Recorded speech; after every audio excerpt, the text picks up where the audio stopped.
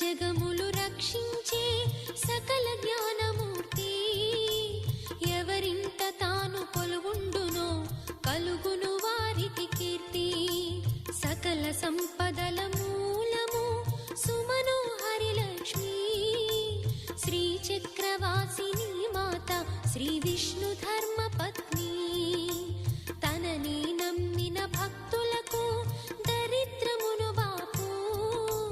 కొలిచెడి వనితల కొంగులలో బంగారము నింపు అష్టలక్ష్ముల రూపున అవతారం దాల్చినది కష్టములను తొలగించగా భూమిలో వెలసినది లక్ష్మీదేవి కథ శ్రీ లక్ష్మీదేవి కథ లక్ష్మీదేవి